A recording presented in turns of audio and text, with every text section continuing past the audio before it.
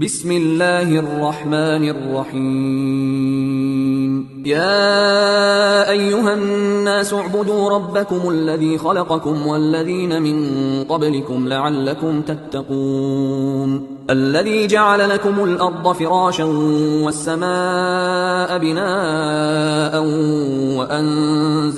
وأنزل من السماء ماء فأخرج به من الثمرات رزقا لكم فلا تجعلوا لله أندادا وأنتم تعلمون وإن كنتم في ريب مما نزلنا على عبدنا فأتوا بسورة من مثله وادعوا شهداءكم من دون الله إن كنتم صادقين فإن لم تفعلوا ولن تفعلوا فاتقوا النار التي وقودها الناس والحجارة أعدت للكافرين وبشر الذين آمنوا وعملوا الصالحات أن لهم جنات تجري من تحتها الأنهار كلما رزقوا منها من ثمرة رزقا قالوا هذا الذي رزقنا من قبل وأتوا به متشابها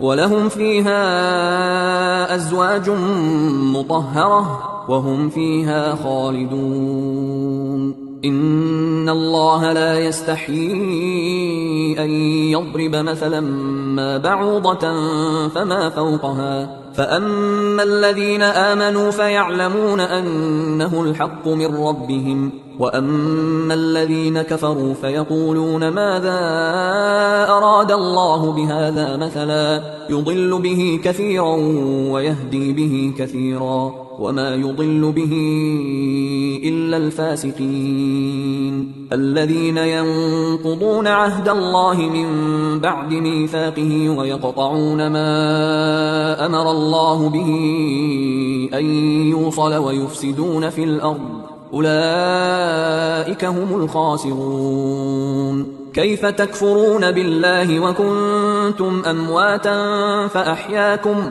ثم يميتكم ثم يحييكم ثم إليه ترجعون هو الذي خلق لكم ما في الأرض جميعا ثم استوى إلى السماء فسواهن 7 سماوات وهو بكل شيء عليم لوگو بندگی اختیار کرو اپنے اس رب کی جو تمہارا اور تم سے پہلے جو ہو گزرے ہیں ان سب کا خالق ہے. تمہارے بچنے کی توقع اسی صورت سے ہو سکتی ہے.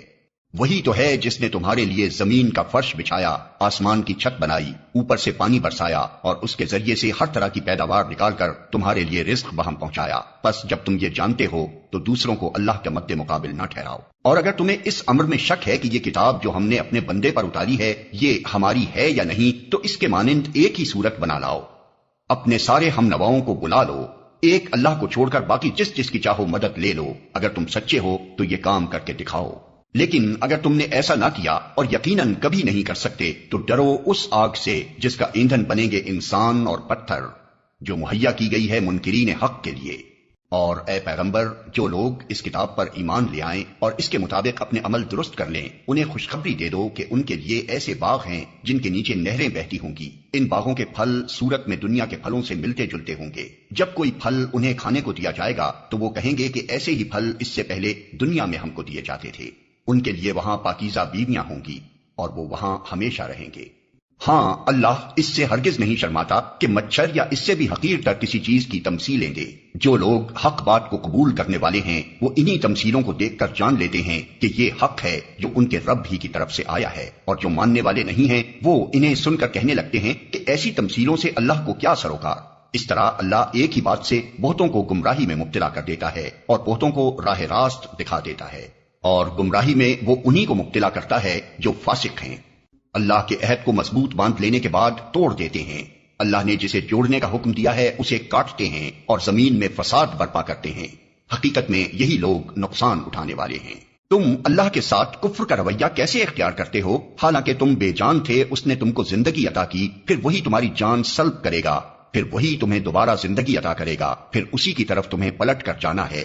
وہی تو ہے جس نے تمہارے لیے زمین کی ساری چیزیں پیدا کی، پھر اوپر کی طرف توجہ فرمائی اور 7 آسمان استوار کیے، اور وہ ہر چیز کا علم رکھنے والا ہے۔ سورہ البقرہ رکوع نمبر 3 آیت نمبر 20 سے شروع ہے، اور اس میں سب سے پہلے اللہ کا تعارف بحیثیت رب، سسٹینر اور ربوبیت کرنے والا اور خالق یعنی کریٹر کے طور پر کروا کے یہ بات سمجھائی گئی ہے کہ عبادت یعنی ورشپ اور اطاعت یعنی اوبیڈینس جو ہے وہ اسی کی ہوگی جو خالق ہے اور جو ربوبیت کرنے والا پالنہار ہے۔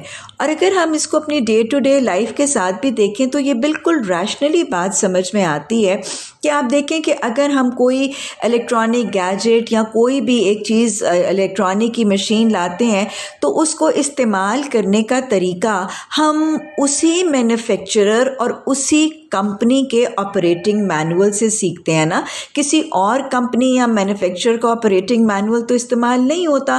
تو لہٰذا ہمارے جسم، ہمارے گھروں کے نظام، ہمارے معاشرے اور ہماری ریاستوں کے نظام کو بنانے والا اللہ ہے، تو لہٰذا اوبیڈینس اور اطاعت پھر خالق ہی کی ہوگی اور اسی کے کلام اور اسی کے قرآن کی ہوگی۔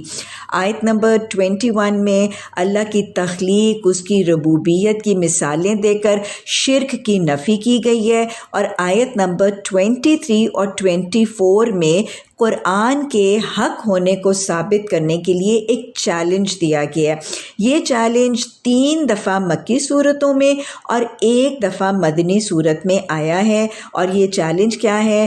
مختلف اوقات میں کہا گیا کہ اس قرآن جیسی ایک صورت لے آؤ، 10 آیتیں لے آؤ، 1 آیت لے آؤ، اور یہ چیلنج اگر ہم دیکھتے ہیں تو 1400 سالوں سے یہ چیلنج قرآن میں ہے، نہ کوئی پورا کر سکا ہے اور نہ کوئی قیامت تک اس چیلنج کو پورا کر سکے گا، کیونکہ قرآن ایک معجزانہ کلام ہے جو نبی صلی اللہ علیہ وسلم کو دیا گیا۔ نبیوں کو آپ صلی اللہ علیہ وسلم سے پہلے معجزات دیے گئے، لیکن ان کے معجزات صرف ان کی زندگی ہی تک تھے۔ آپ صلی اللہ علیہ وسلم کو آپ کی زندگی میں کوئی پرماننٹ معجزہ نہیں دیا گیا، لیکن آپ کا معجزہ قرآن کا معجزہ ہے جو آپ کی زندگی کے بعد قیامت تک جاری رکھے گا۔ اللہ ہمیں تعلق بالقرآن میں استقامت عطا فرما۔ آیت نمبر 25 میں اللہ نے یہ تصور سمجھایا ہے کہ وہ لوگ جو قرآن کو اور قرآن کی نہیں مانتے ان کو جہنم کی وارننگ دی گئی ہے، اور وہ لوگ جو قرآن کو اور قرآن کی مانتے ہیں ان کو پھر خوشخبری دی گئی ہے جنت کے باغات کی جن کے نیچے نہریں بہتی ہوں گی، اور پھر وہاں پہ پھلوں کی۔ پھلوں کے حوالے سے یہاں آتا ہے وَأُوتُوا بِهِ مُتَشَابِهًا کہ ان کو دنیا کے پھلوں سے ملتے جلتے پھل دیے جائیں گے۔ کیوں؟ سو دیٹ اللہ ہماری سائیکی کو جانتا ہے نا کہ وہاں پہ جنت میں کسی جنتی کو پھلوں کے ساتھ ہر ایک کو ان کے ساتھ ایک اپنائیت ہو اور پہچان ہو، تو اس لیے دنیا کے پھلوں جیسے ہوں گے، لیکن حدیث بتاتی ہے کہ دنیا کے پھلوں سے بہت زیادہ بڑے اور بدرجہ زیادہ میٹھے اور رسیلے ہوں گے۔ اور پھر ازواج جو مطہرۃ پاکیزہ ازواج، اللہ ہمیں ان میں بنا دینا، اور پھر وَهُمْ فِيهَا خَالِدُونَ یہ ساری جنت کی نعمتیں ہمیشہ کے لیے ہوں گی۔ حدیث میں آتا ہے نا کہ موت کو تو مینڈھے کی شکل میں لا کے ذبح کر دیا جائے گا، اور پھر جنتیوں کو کہا جائے گا تم ایک موت کو نہ پکارو، بہت سی موتوں کو پکارو، اب تمہیں کبھی موت نہیں آئے گی اور تم ہمیشہ ہی رہو گے۔ اور فرشتے بھی اللہ جنت میں بتاتا ہے کہ فرشتے جنتیوں سے کہیں گے اب تم ہمیشہ جوان رہو گے، تمہیں کبھی بڑھاپا نہیں آئے گا، تم ہمیشہ قیام کرو گے، تمہیں کبھی کوچ کو نہیں کہا جائے گا، تم ہمیشہ صحت مند رہو گے، تمہیں کبھی کوئی بیماری نہیں آئے گی، اور تم ہمیشہ زندہ رہو گے اور تمہیں کبھی موت نہیں آئے گی۔ تو اللہ ہمیں اس ابدی ہمیشگی کی زندگی کے لیے محنت کرنے کی توفیق عطا فرما۔ آیت نمبر 26 میں اللہ نے مچھر کا ذکر کیا، ان اللہ لا یستحیی یضرب مثلا ما بعوضۃ فما فوقہا، مچھر کا بھی ذکر ہے اور جو مچھر کے سر کے اوپر ہے۔ مفسرین کہتے ہیں اور سائنس بھی اس کی تصدیق کرتی ہے کہ مچھر کے سر کے اوپر ایک بالکل مائکروسکوپک کوئی جرم یا جرثومہ ہوتا ہے جس کا یہ ذکر کیا جا رہا ہے۔ اصل میں اگر ہم دیکھیں تو مچھر جو ہے وہ اللہ کے منیچر آرٹ کا شاہکار ہے. مجھے تو کئی دفعہ لگتا ہے کہ یہ بالکل ایک چھوٹا سا ہیلی کاپٹر ہے جو اللہ سبحانہ تعالیٰ نے بنایا ہے. اصل میں یہ مثالیں دے کر یہ بتانا مقصود ہے کہ اللہ سبحانہ تعالیٰ کی کسی ایک ہی مخلوق کو اگر ایک انسان کھلے دل سے، کھلے ذہن سے، بصیرت اور بصارت صرف آنکھوں کے ساتھ ہی نہیں دل کی آنکھ کے ساتھ دیکھے تو اللہ کی ایک ایک مخلوق چیخ چیخ کے اپنے خالق کی پہچان کرواتی ہے. الہی ہمیں اپنی پہچان، ایمان، فرقان، برہان اور قرآن عطا فرما. آیت نمبر 27 میں پھر اللہ سبحانہ تعالیٰ نے فاسقوں کا، وہ جو اللہ کی حدود سے تجاوز کرتے ہیں، ٹرانسگریشن کرتے ہیں، ان ٹرانسگریسرز کی صفات بتائی ہیں. ان میں پہلی صفت یہ کہ وہ اللہ سے وعدہ اور عہد کرنے کے بعد توڑ دیتے ہیں. کون سے وعدے کرتے ہیں ہم اللہ سبحانہ تعالیٰ سے؟ مثلا جب ایک شخص کلمہ پڑھتا ہے لا الہ الا اللہ تو وہ اللہ سے وعدہ ہی تو کر رہا ہوتا ہے کہ اللہ بندگی، اطاعت اور عبادت صرف تیری کروں گا. اسی طرح جب ہم نماز میں ہاتھ باندھ کے قبلہ رو ہو کر نگاہیں جھکا کر بڑے فرما بردار سے بن کے قیام میں ایاک نعبدو کہتے ہیں تو کیا مطلب ہوتا ہے؟ یہ وعدہ ہے کہ اللہ بندگی، اطاعت، اوبیڈینس، عبادات صرف اور صرف تیری کریں گے، گھر کی، معاشرے کی، برادری کی، اہل خانہ کی نہیں کریں گے اگر تیرے احکامات سے کانٹرڈکٹری ہیں. اور پھر ہم تشہد میں بیٹھ کے اپنی تشہد کی انگلی اٹھا کر کیا کہتے ہیں؟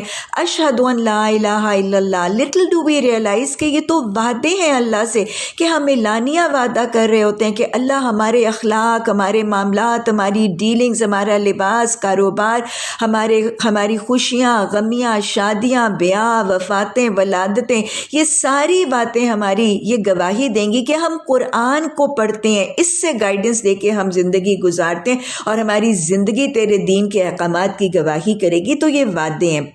اور پھر ہم اللہ سے کبھی کوئی پریشانی اور دکھ کا معاملہ، تکلیف آتی ہے تو بھی تو ہم اللہ سے وعدے کرتے ہیں نا کہ اللہ یہ تکلیف، یہ بیماری کاٹ دے.